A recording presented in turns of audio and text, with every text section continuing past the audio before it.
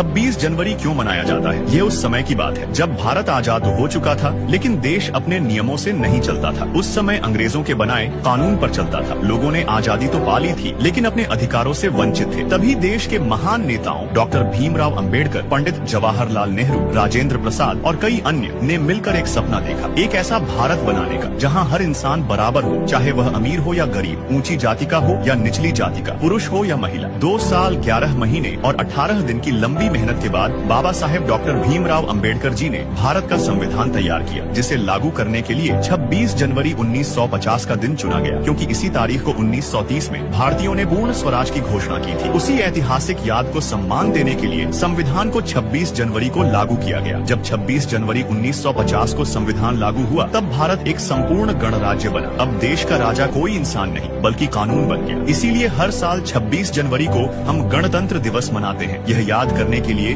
कि यह देश संविधान से चलता है। यह दिन बराबरी, न्याय और आजादी का प्रतीक है।